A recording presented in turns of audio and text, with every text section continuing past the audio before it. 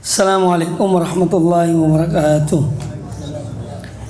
Innal hamdalillah nahmaduhu wa nasta'inuhu wa nastaghfiruh wa na'udzu billahi min shururi anfusina wa min sayyiati a'malina. May yahdihillahu fala mudilla lahu wa may yudlil fala hadiya lahu. Wa asyhadu an la ilaha illallah wahdahu la syarika lahu wa asyhadu anna Muhammadan abduhu wa rasuluh.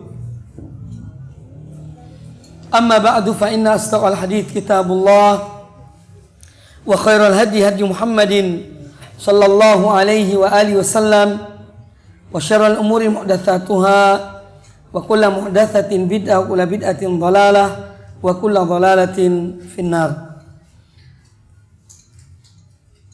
Bapak-bapak dan saudara-saudara sekalian rahimakumullah, alhamdulillah pada kesempatan yang baik ini kita dipertemukan kembali oleh Allah Subhanahu wa taala dalam majelis ilmu yang kita harapkan majelis ini mendapatkan rahmat dari Allah Subhanahu wa taala dan mendapatkan ketenangan dan ketentraman sebagaimana yang dijanjikan oleh Rasulullah sallallahu alaihi wasallam tentang orang-orang yang menghadiri satu majelis ilmu. Dan pembicaraan saya insyaallah ta'ala pada malam hari ini tentang tamu agung kita yang akan datang insyaallah ta'ala, yaitu Syahrul Ramadan, datangnya bulan yang mulia, tamu yang mulia yang datang kepada kita setiap tahunnya. Dan orang-orang beriman bergembira dan kedatangan bulan Ramadan, bulan yang penuh dengan barokah dan rahmat, bulan yang kita diwajibkan berpuasa padanya dan menjadi salah satu di antara rukun-rukun Islam, yaitu puasa di bulan Ramadan. Maka saya akan menyampaikan sebagian dari hukum dan adab-adab berpuasa di bulan Ramadan.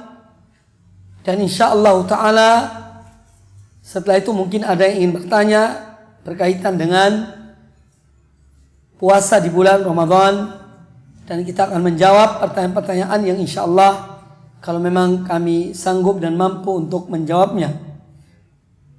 Sebagaimana hal yang tidak dipungkiri oleh setiap orang yang beragama Islam, apalagi yang telah belajar, bahwa saya puasa di bulan Ramadan adalah merupakan kewajiban bagi setiap orang muslim berdasarkan Al-Quranul Karim, hadis-hadis Nabi sallallahu alaihi wasallam, dan ijma' kesepakatan kaum muslimin.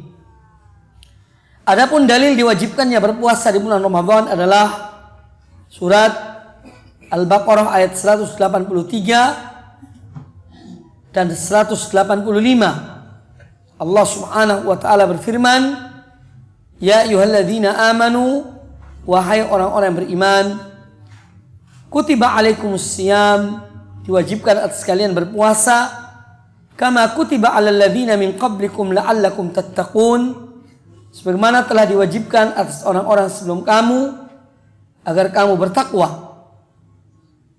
Allah Azza wa Jalla ketika akan mewajibkan kepada umat ini untuk berpuasa, Allah memberitahukan kepada kita yang dengan pemberitahuan tersebut akan memberikan beban yang lebih ringan dibandingkan jika tidak diberitahukan. Makanya Allah mengatakan, wahai orang-orang yang beriman, diwajibkan atas kalian berpuasa sebagaimana diwajibkan atas orang-orang sebelum kamu. Ini pemberitahuan dari Allah Azza wa Jalla kepada umat Rasulullah sallallahu alaihi wasallam bahwasanya ibadah puasa itu bukan sesuatu yang baru, bukan pertama kali diwajibkan kepada manusia, kepada kamu sekalian. Tidak. Tetapi juga telah pernah diwajibkan kepada umat-umat sebelumnya. Dan demikian maka beban yang berat menjadi ringan. Karena ternyata umat-umat terdahulu sudah pernah diwajibkan oleh Allah Subhanahu wa taala. Dan Allah beritahukan bahwasanya puasa ini sebagai salah satu ibadah yang dengannya akan meningkatkan ketakwaan seorang hamba. Makanya Allah menyebut hikmah dari berpuasa adalah la'allakum tattaqun, agar kamu bertakwa. Nah, salah satu dari bentuk ketakwaan kepada Allah Azza wa Jalla adalah dengan kalian taat kepada perintah Allah, dengan kalian melaksanakan kewajiban tersebut, yaitu berpuasa di bulan Ramadan yang diwajibkan. Karena sifat dari orang-orang beriman adalah kalau diperintahkan kepada mereka sesuatu, mereka senantiasa mengatakan sami'na wa ata'na, kami mendengar dan kami mentaati.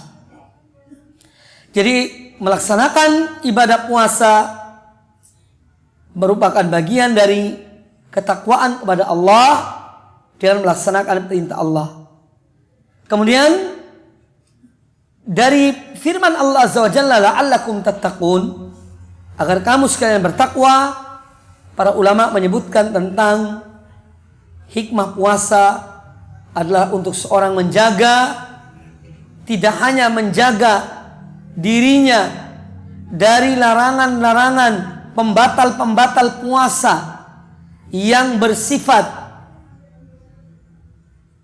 hissiyah, yang bersifat bisa dilihat, bisa dirasa, tetapi juga menjauhkan diri dari perbuatan-perbuatan yang dilarang oleh Allah Subhanahu wa taala secara maknawiyah, dari pembatal-pembatal puasa yang bersifat maknawiyah yang tidak tampak, seperti berbohong, memfitnah, ghibah, melihat yang haram, dan yang lainnya dari hal-hal yang akan merusak dan mengurangi nilai puasa itu.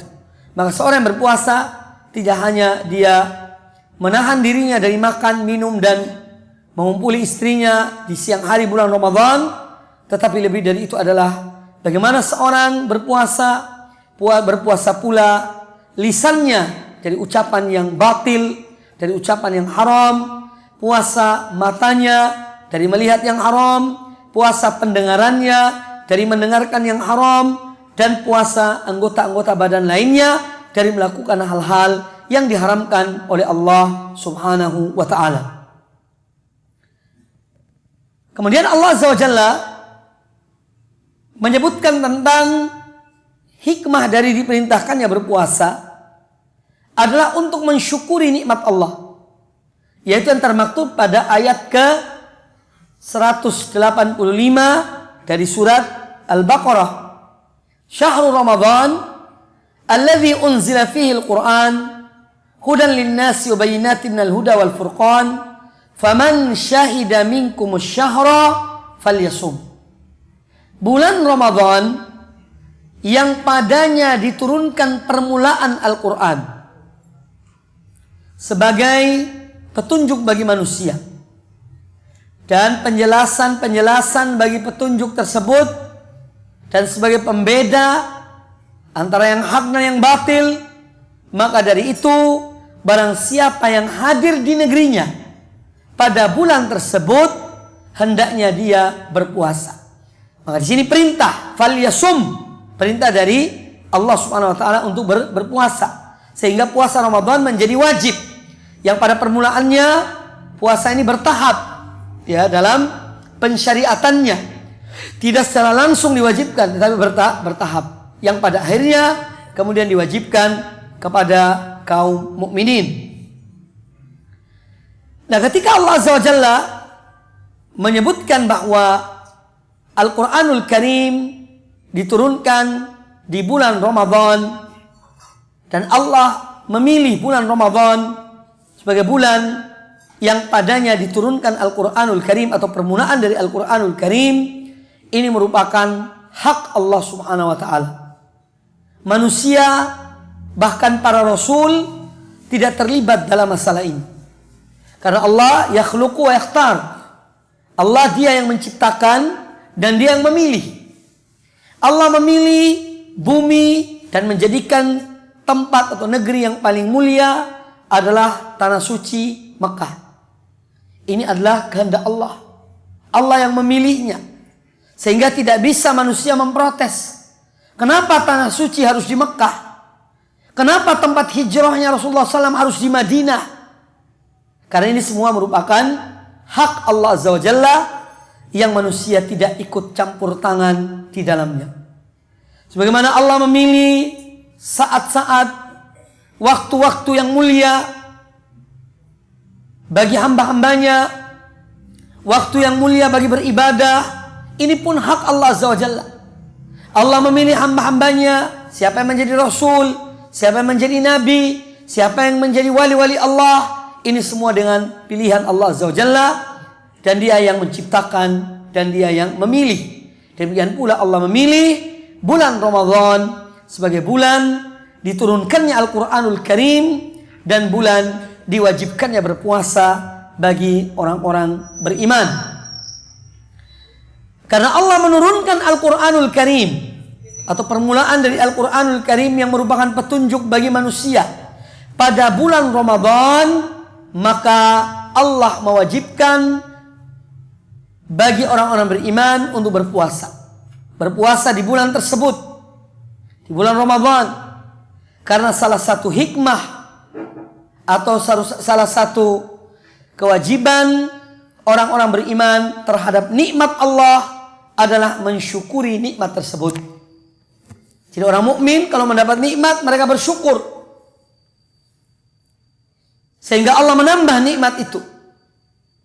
Dan ini yang dikisahkan oleh Allah Ta'ala tentang Nabiullah Sulaiman alaihi salatu wassalam ketika beliau berjalan di sebuah lembah dengan pasukannya dan tentaranya tanpa mereka melihat binatang-binatang yang ada di lembah itu seperti semut atau yang lainnya. Maka seekor semut berkata kepada kawan-kawannya agar mereka masuk dalam lubang-lubang mereka, agar mereka tidak diinjak oleh Sulaiman dan pasukannya sementara mereka tidak mengetahui. Ketika mendengar ucapan semut tersebut, karena salah satu di antara kelebihan dan keutamaan mukjizat yang Allah berikan pada Sulaiman alaihissalam adalah dia memahami perkataan-perkataan binatang-binatang. Maka dia sebagaimana disebutkan oleh Allah Azza wa Jalla, fatabassama dhahikan wa qala, maka dia tersenyum sambil tertawa dan dia berkata, Rabbi auzi'ni an ashkura ni'mataka allati an'amta alayya wa ala walidayya wa an a'mala shalihan tardah wa adkhilni bi rahmatika fi ibadika shalihin. Rabbi auzi'ni, wahai Tuhanku, doronglah aku, ilhamilah aku, an ashkura ni'mataka, agar aku senantiasa mensyukuri nikmatmu, allati an'amta alayya, yang telah engkau anugerahkan kepada aku, wa ala walidayya, dan kepada kedua orang tuaku, wa an a'mala shalihan tardah, dan agar aku bisa melaksanakan amal soleh yang engkau meridhoinya, dan masukkan aku tergolong hamba-hambamu yang soleh.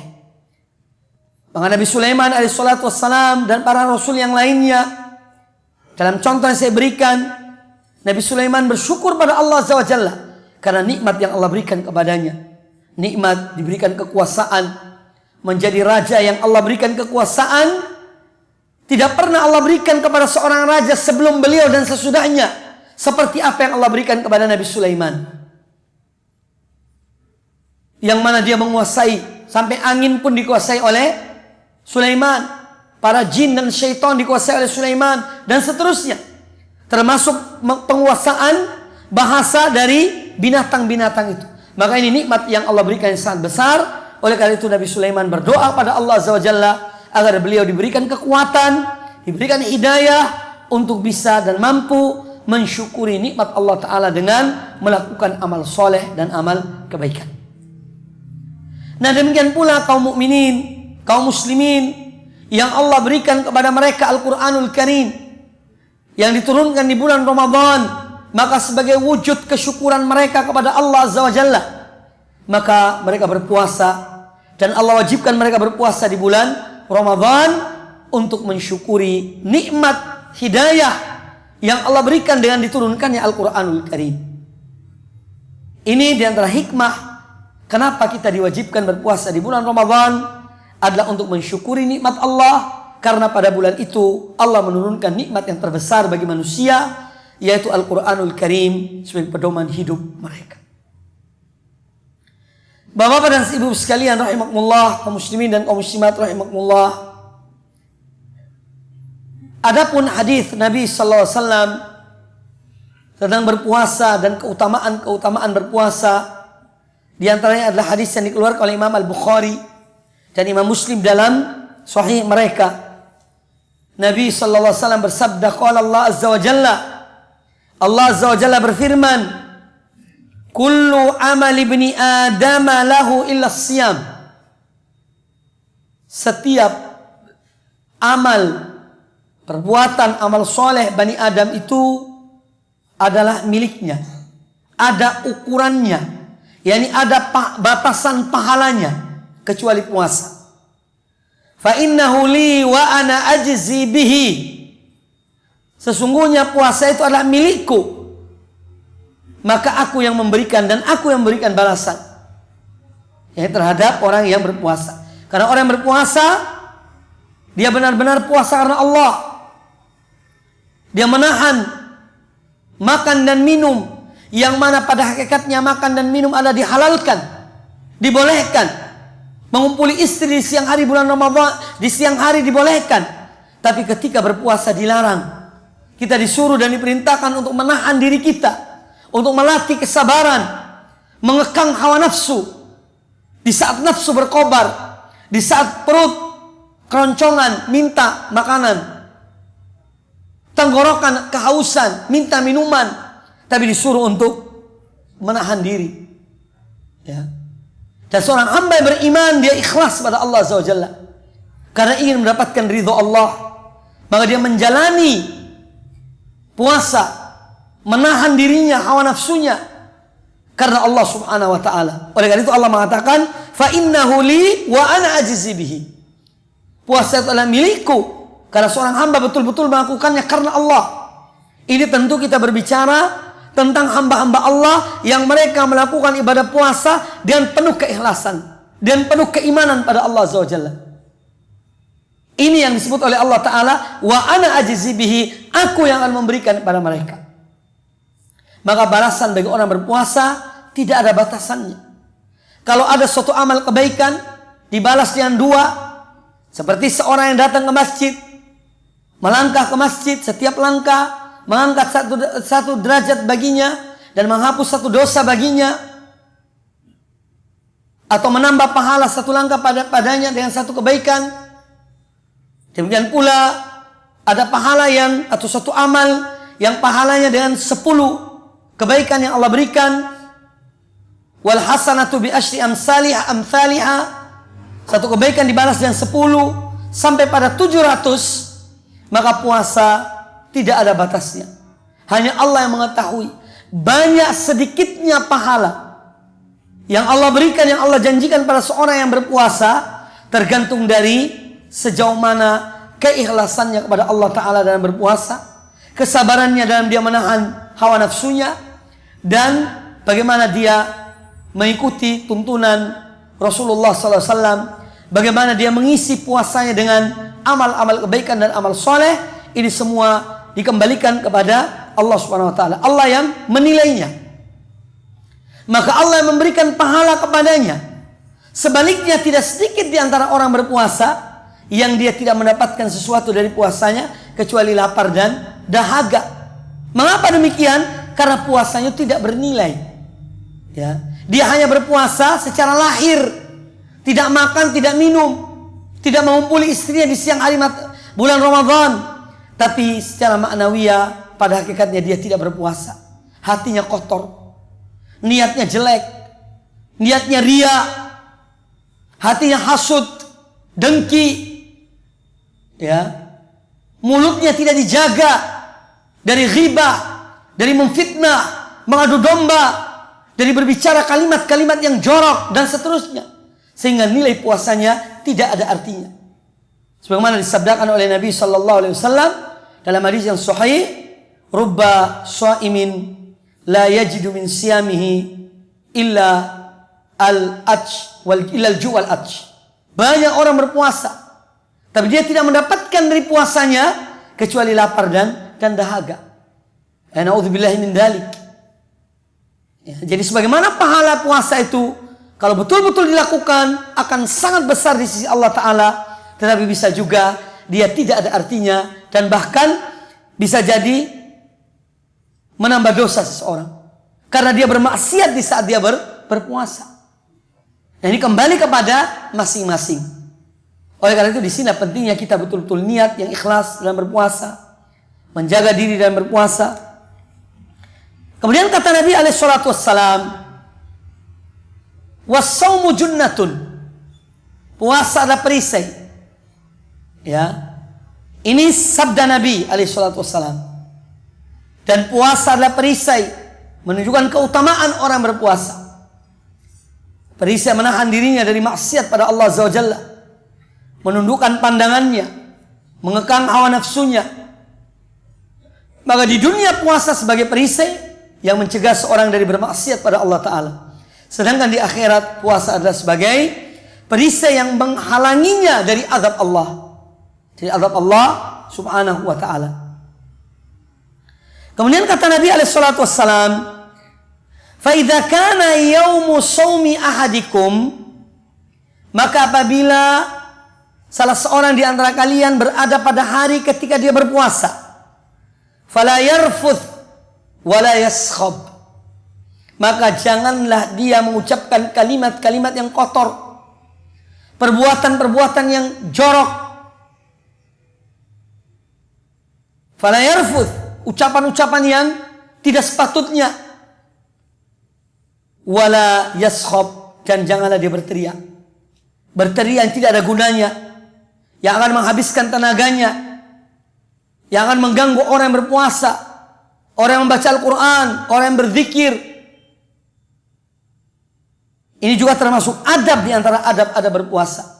Agar seorang menjaga mulutnya, lisannya, menjaga anggota badannya. Dalam satu riwayat, wala yajhal, dan jangan dia melakukan perbuatan-perbuatan yang tidak ada gunanya, yang tidak ada manfaatnya.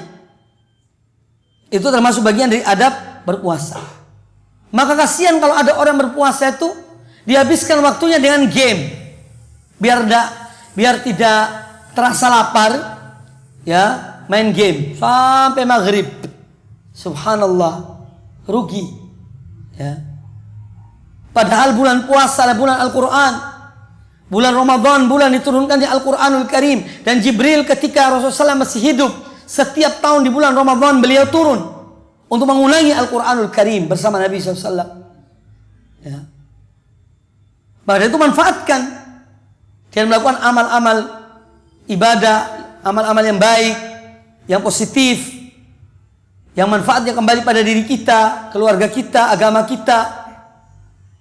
Jadi kata Nabi alaihissalam, kalau seorang berada dalam puasa, hendaknya dia tidak mengucapkan kalimat-kalimat yang jorok, yang kotor, tidak berbuat perbuatan yang jahil, tidak menyia-nyiakan waktunya, dan seterusnya. Kemudian kata beliau alaihi salatu wassalam, wa idza sabbahu ahadun aw qatala falyaqul inni shaimun inni shaimun. Ini juga bagian dari adab berpuasa. Dan apabila dia dikata-katai oleh seorang dan ucapan-ucapan menyakitkan, orang mengata-katainya, memakinya, ya, atau memeranginya, mengajak berantem, mengajak berpukul, berantem, maka hendaknya dia mengatakan inni shaimun, sesungguhnya aku dalam keadaan berpuasa.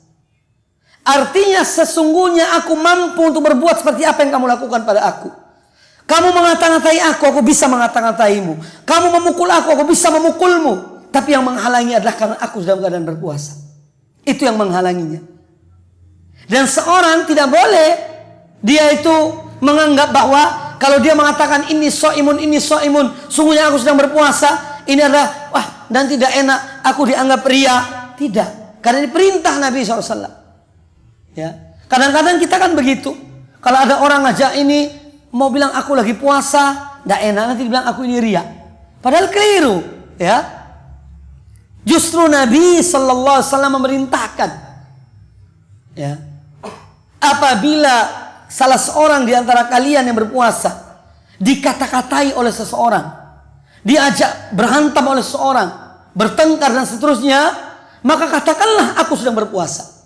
Bukan karena ria, tapi untuk memberitahukan orang itu, ya, agar dia menahan, agar dia menghentikan perbuatannya, kezalimannya, karena dia bisa membalasnya.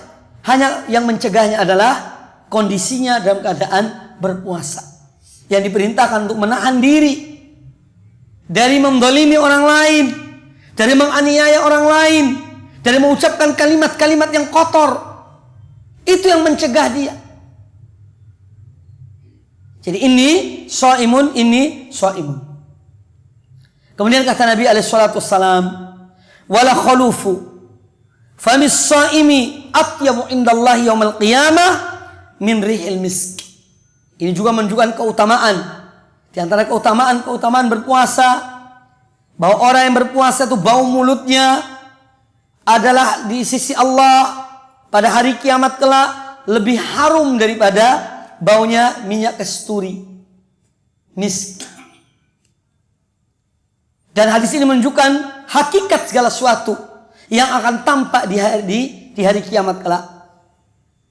Jadi amal-amal kita, perbuatan-perbuatan kita yang di dunia ini tidak kelihatan karena dia sesuatu yang abstrak, maka di hari kiamat kelak akan dinyatakan, akan dijadikan berbentuk sesuatu. Sebagaimana al-maut. Tidak ada orang bisa menggambarkan apa sih al-maut itu. Apa sih definisi kematian itu?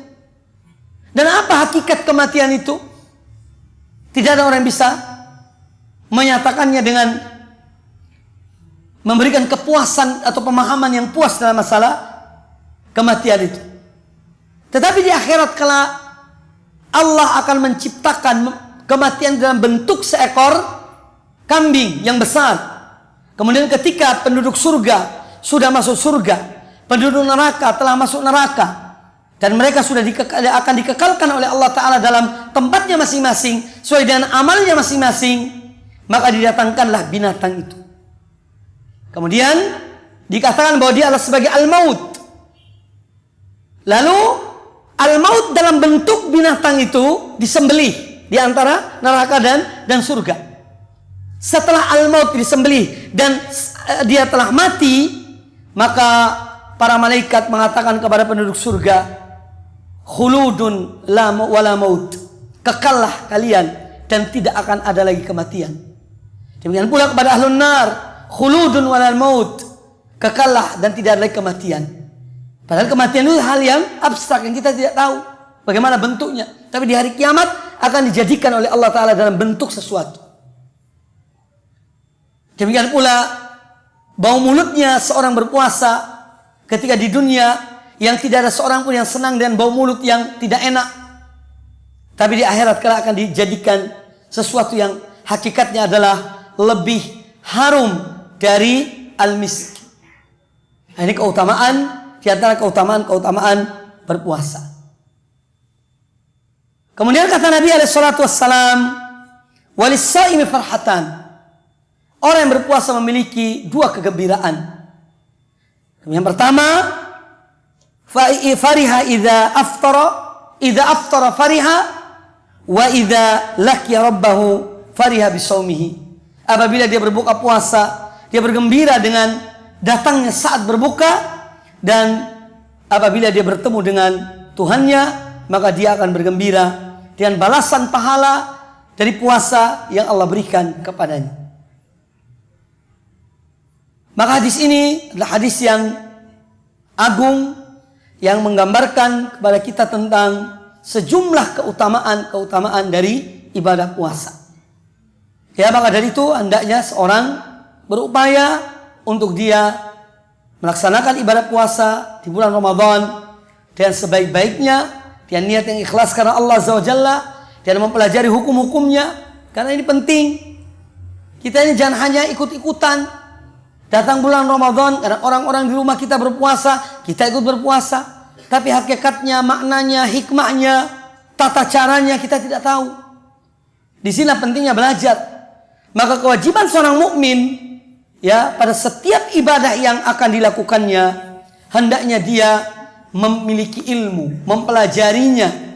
Ya, oleh karena itu Al-Imam Al-Bukhari rahimahullah taala beliau menulis dalam kitabnya Sahih Bukhari satu bab tentang bab al-ilm qabla al-qawli wal amal. Bab tentang ilmu, tentang mengetahui sesuatu sebelum kita mengucapkan dan sebelum kita berbuat. Di sini pentingnya ilmu. Hendaknya seorang berusaha agar dia dalam menghadapi setiap ibadah, menjalani setiap ibadah, hendaknya berdasarkan pada ilmu. Karena pentingnya ilmu. Termasuk kita kadang-kadang sering berulang-ulang. Setiap datang bulan Ramadan kita mengulangi pelajaran tentang puasa. Ini untuk mengulangi agar kita betul-betul di atas basirah melakukan amal ibadah dan ilmu. Karena orang yang melakukan amal ibadah tanpa ilmu akan tersesat. Sebagaimana orang yang punya ilmu tapi tidak diamalkan akan mendapatkan murka dari Allah Subhanahu wa taala. Nah, orang yang mukmin hendaknya dia berilmu dan dia beramal. Dia mengetahui teori dan dia melaksanakan teori itu dalam praktek kehidupannya. Inilah yang disebut oleh Allah Ta'ala dalam surat Al-Asr, illal ladzina amanu wa amilus solihat. Kecuali orang-orang yang beriman dan beramal soleh. Iman dengan ilmunya, dan ilmu dia beriman, kemudian iman itu diwujudkan dalam amal perbuatannya. Maka seorang yang akan berpuasa atau akan melakukan ibadah haji atau yang lainnya dari amal-amal yang dia diwajibkan untuk melakukannya, hendaknya dia belajar sebelumnya. Seorang ingin bernazar, jangan langsung bernazar. Buka buku fikih. Apa sih nazar itu? Apa hukumnya nazar? Apa saja konsekuensi orang bernazar? Baru kita bernazar. Jangan nazar karena emosional. Pokoknya aku nazar. Pokoknya, itu apa hukumnya? Ya. Jadi setiap apa yang kita akan lakukan, hendaknya kita membekali diri kita dengan ilmu. Kalau tidak ada ilmu, jangan lakukan. Bertanya atau membaca atau yang lainnya dari usaha-usaha untuk mendapatkan ilmu, baru kemudian kita kerjakan, kita amalkan. Sehingga kita tidak terbebani. Dan beban yang berat. Setelah itu baru menyesal. Ya, setelah itu baru kita menyesal. Nah, jadi ini pentingnya ilmu. Kemudian ada hal-hal yang disebutkan oleh para ulama tentang ibadah puasa di bulan Ramadan yang harus kita perhatikan. Di antaranya adalah yang pertama, tidak mendahului puasa di bulan Ramadan dan berpuasa sehari atau 2 hari sebelumnya. Kecuali orang yang memang sering berpuasa sunnah. Itu tidak mengapa. Orang yang biasa puasa sunnah, misalnya ya, dia berpuasa sunnah hari Kamis. Karena biasa Senin Kamis. Kemudian hari tanggal 30 Sya'ban itu hari Kamis. Maka dia puasa hari Kamis. Besoknya Ramadan, itu tidak mengapa. Karena dia terbiasa puasa sunnah. Tetapi kalau ada orang mengatakan, aku ingin latihan supaya nanti puasa Ramadan tidak lemes, aku puasa sehari sebelumnya. Atau 2 hari sebelumnya. Ini yang dilarang. Ya, bahkan diharamkan oleh para ulama. Sun'ani, An-Nawawi, mereka mengharamkan. Dan para ulama lainnya tentang orang yang menyengaja berpuasa sehari sebelum Ramadan atau 2 hari sebelum Ramadan, ya, mendahului bulan Ramadan. Ini termasuk yang dilarang. Kemudian yang kedua di antara hal yang perlu kita perhatikan di dalam berpuasa adalah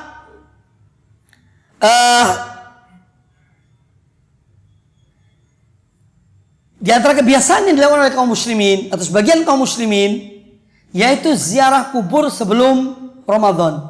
Ini perlu diketahui, tidak ada tuntunannya. Ya. Jadi kalau tidak datang bulan Ramadan, dia tidak ziarah kubur. Ini termasuk bid'ah yang diadakan oleh manusia. Padahal kita diperintahkan untuk selalu mengingat akan kematian dan memperbanyak kematian. Aktsiru min dzikri hadzimil ladzat. Perbanyaklah kamu mengingat kematian. Salah satu cara mengingat kematian adalah dengan berziarah ke kuburan untuk mendoakan orang yang meninggal dan untuk mengambil pelajaran dari ziarah kita tersebut. Dan pernah dilarang oleh Nabi sallallahu, kemudian beliau memerintahkan untuk berziarah. Kuntu nahaitukum an ziyaratil kubur fazuruha. Dulu aku melarang kalian berziarah ke kuburan, tapi kemudian ziarahlah. Beliau perintahkan berziarah. Maka ziarah kubur itu jangan setahun sekali. Tunggu datang Ramadan, mendekati Ramadan, baru kita ziarah kubur. Tidak. Ini termasuk amalan yang tidak dicontohkan dan tidak ada dasarnya. Ya. Tapi seorang hendaknya dia ziarah kuburan untuk apa? Untuk melembutkan, melunakkan hatinya dari hati yang keras, hati yang lalai, hati yang ghafil, hati yang lupa. Agar selalu ingat ada dengan dia, salah satunya dengan dia ziarah ke kuburan untuk mengingatkan akan kematian, bahwa dia akan mengalami seperti apa yang dialami oleh mereka. Kemudian juga hal-hal yang perlu diperhatikan yang berkaitan dengan puasa, bahwa dalam berpuasa itu kita diwajibkan niat sebelum terbitnya fajar. Tapi niat tidak perlu diucapkan ya, karena memang tidak ada contohnya. Ya, dan dikatakan oleh para ulama bahwa puasa atau berniat dalam puasa adalah wajib hukumnya, tetapi tidak dengan diucapkan, tidak disyaratkan dengan harus diucapkan. Ya. Lain halnya dengan talbiyah ketika akan umroh, labbaik Allahumma umratan. Itu bukan niat itu. Orang yang mengatakan ucapan labbaik Allahumma umratan itu niat, itu keliru. Ya. Itu bukan niat. Niat itu di hati. Kenapa kita umroh? Kita umroh karena Allah. Karena Rasulullah memerintahkan umroh, mengikuti haji dengan umroh. Karena haji dan umroh itu menghapus dosa dan mengurangi dan menghilangkan kemiskinan. Jadi umroh itu karena Allah. Tapi ketika mengucapkan labbaik Allahumma umratan, ini bukan niat namanya. Ini kalau dikiaskan dengan sholat, sama dengan takbiratul ihram. Allahu Akbar. Seorang kalau sudah masuk dan sudah mengucap Allahu Akbar, dia sudah masuk dalam sholat. Sama dengan orang yang mengucapkan labbaik Allahumma umratan. Artinya dia sudah masuk ke dalam ibadah umrah itu. Itu bukan niat itu. Niat itu di hati. Kenapa seorang umrah? Apakah supaya dipilih jadi anggota DPR? Apakah supaya dia menunjukkan kekayaannya? Ataukah benar-benar karena Allah? Ini yang menggerakkan seorang itu, hatinya itu apa? Kenapa dia umrah? Itu niat namanya. Dorongan yang memerintahkan dia, yang menggerakkan dia untuk melakukan satu amal. Itu apa? Dunia atau akhirat? Karena Allah atau bukan? Ini yang dinilai oleh Allah Ta'ala. Karena Allah, ikhlas karena Allah, itu yang diberikan balasan. Tapi kalau bukan karena Allah, itu yang akan ditolak oleh Allah Subhanahu Wa Ta'ala. Itu niat. Adapun melafadzkan talbiyah umrah, itu bukan niat. Itu bagian dari ibadah. Seperti orang yang mengucapkan Allahu Akbar ketika sholat. Karena kalau sudah mengucapkan labbaik Allahumma umratan, tidak boleh lagi melakukan hal-hal yang dilarang dalam ihram. Tidak boleh pakai minyak wangi, tidak boleh potong kuku, tidak boleh potong rambut, tidak boleh bercumbu rayu dan istri. Ini kalau sudah mengucapkan kalimat itu. Sebelum mengucapkan kalimat itu, ya masih dibolehkan pakai minyak wangi, motong kuku, cukur rambut boleh. Tapi begitu seorang mengatakan labbaik Allahumma umratan, maka tidak boleh lagi dia melakukan larangan-larangan dalam ihram. Sama halnya dengan puasa, sama halnya dengan sholat. Begitu seorang mengucapkan Allahu Akbar, maka tidak boleh lagi dia melakukan hal-hal yang dilarang dalam sholat. Tidak boleh jalan, tidak boleh tertawa, tidak boleh makan, tidak boleh minum. Tapi sebelum itu boleh. Nah, jadi kita harus bisa memahami dan membedakan. Ya, Karena ada sebagian orang mengatakan, kenapa dalam haji itu atau dalam haji dan umroh boleh mengucapkan niat? Bukan niat itu, keliru Anda mengatakan niat. Itu bagian dari ibadah, bagian dari umroh itu dan mengucapkan. Adapun niat dalam hati karena Allah Ta'ala. Kalau sholat ada salamnya, dan assalamualaikum warahmatullah, assalamualaikum warahmatullah, selesai sholat seorang, maka ibadah umroh pun begitu. Salamnya adalah tahallul dengan cukuran rambut. Artinya selesailah dia dari lingkup larangan itu. Dan dia mencukur atau memotong rambutnya. Ya. Jadi ini contoh-contoh yang harus kita pahami. Nah, kemudian di antara hal juga yang perlu diperhatikan berkaitan dengan ibadah puasa, yaitu hendaknya seorang melaksanakan sunnah-sunnah yang disunahkan dalam berpuasa, seperti makan sahur, mengakhirkan waktu sahur, berbuka di awal waktu. Artinya begitu masuk waktu buka, hendaknya seorang berbuka, ya, mengerjakan ibadah-ibadah yang dianjurkan, sholat tarawih, ya, dan yang lainnya. Ini hendaknya juga kita lakukan dan kita maksimalkan, terutama membaca Al-Quran, ya, yang merupakan mana bulan Ramadan adalah bulan dari bulan Al-Quranul Karim. Kaum muslimin dan muslimat rahimani wa rahimakumullah, demikian hal-hal yang dapat saya sampaikan pada kesempatan yang baik ini yang berkaitan dengan ibadah puasa di bulan Ramadan. Semoga Allah Ta'ala menyampaikan kita pada bulan Ramadan dan memberikan taufik hidayahnya untuk bisa meningkatkan amal soleh dan amal ibadah kita, dan semoga diterima amal ibadah kita. Aqulu qouli hadza wallahu ta'ala a'lam. Sekarang silakan yang ingin bertanya, silakan, kami berikan waktu dan kesempatan.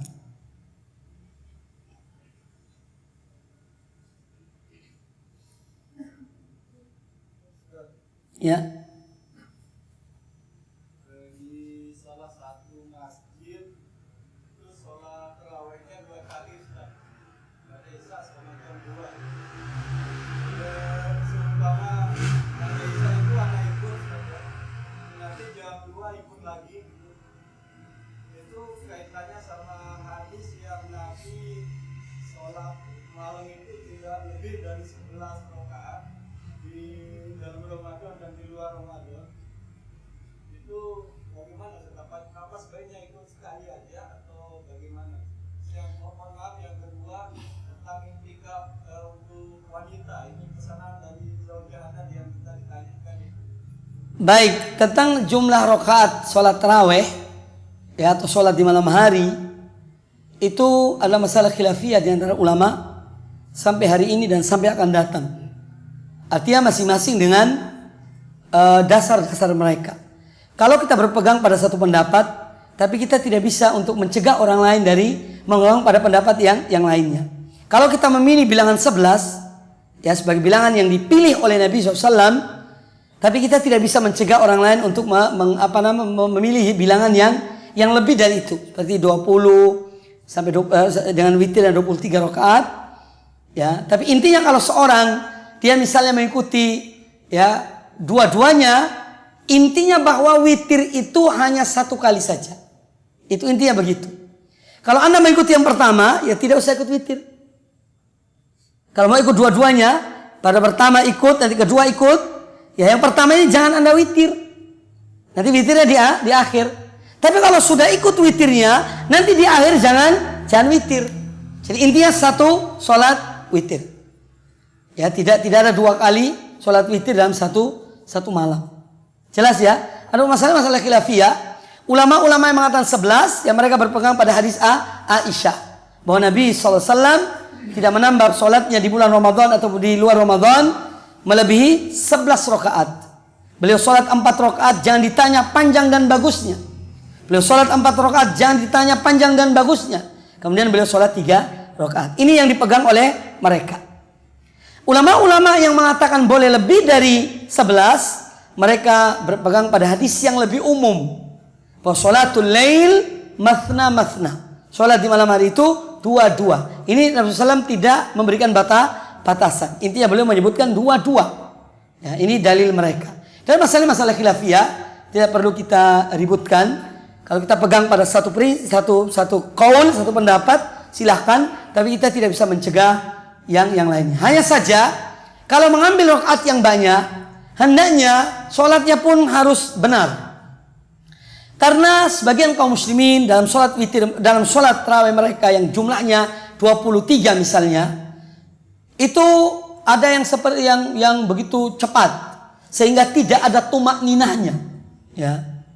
Tidak ada tumak ninahnya, dan ini tidak benar, ya. Bisa jadi sholat batal, tidak sah karena tidak ada tumak ninahnya dalam sholat itu. Baca Fatihahnya satu nafas dan dianggap hebat, ya. Dianggap hebat. Imamnya nafasnya panjang, ya. Kenapa bisa baca Fatihah satu nafas dari Bismillah sampai waladhdallin, ya. Padahal itu tidak benar, itu menyelisih tuntunan Nabi SAW yang membaca surat Al-Fatihah ayat per ayat. Ya, jadi kalaupun seorang mengambil bilangan yang lebih, hendaknya tetap tumak nina, sholat yang benar dalam sholatnya.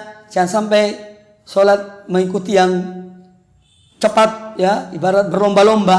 Kadang-kadang dua masjid yang ya cepat-cepatan, ini kira-kira sampai di mana, ini duluan habis, ini belum, misalnya. Itu juga demikian. Ini menunjukkan bahwa setan punya andil dalam masalah itu. Loh, Ustadz, setan kan di bulan Ramadan kan diikat. Kok Ustadz mengatakan setan punya andil? Dalam diri manusia, atau manusia itu bisa jadi menjadi syaitan. Karena setan ada dua macam. Ada jin dan ada manusia. Manusia perbuatannya seperti setan. Ketika dia melakukan maksiat, dia tidak bisa mengendalikan dirinya, ya. Ini termasuk bagian dari perbuatan syaitan. Ya, walaupun dia bentuk manusia. Ya, jadi intinya bahwa kalau ada orang bertanya kenapa di bulan Ramadan masih ada banyak maksiat, padahal katanya syaitan sudah diikat, ya, suffidati syayatin, dirantainya para syaitan. Jawabannya adalah memang manusia itu kalau sudah berperilaku dalam bermaksiat, dia itu sulit meninggalkannya sehingga maksiat menjadi tabiat bagi dirinya. Bahkan syaitan kalau sudah menjerumuskan seorang dalam perbuatan syirik, perbuatan maksiat, perbuatan bid'ah, itu dibiarkan. Ya, setelah orang itu menyimpang, sudah selamat tinggal. Aku takut sama Allah Ta'ala. Itu begitu. Jadi orang itu sudah jadi syaitan, dianya pergi. Ya. Syaitannya lari. Nah, ini yang kita perlu waspada. Ya, maka al-i'tisam billah, senantiasa minta perlindungan pada Allah. Ya, dengan banyak berzikir, ini adalah bagian dari upaya agar terhindar dari godaan syaitan. Adapun yang kedua tentang wanita itikaf. Dibolehkan wanita beritikaf dan dengan izin suaminya, ya, tentu dengan izin suaminya, dan itikaf di masjid yang memang ada tempatnya khusus untuk wanita, tidak bercampur dengan laki-laki. Wallahu taala a'lam.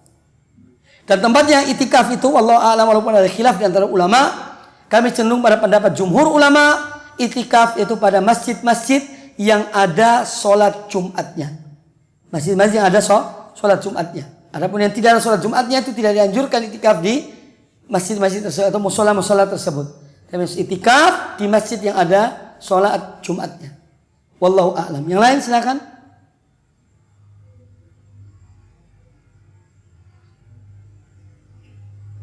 Baik, saya kira cukup ya. Aqulu qouli hadza wallahu ta'ala a'lam. Subhanakallahumma bihamdika asyhadu an la ilaha illa anta astaghfiruka wa atubu ilaik. Wa sallallahu wasallam wa barak ala nabiyyina wa ala alihi wa sahbihi ajma'in walhamdulillahi rabbil alamin. Wassalamualaikum warahmatullahi wabarakatuh.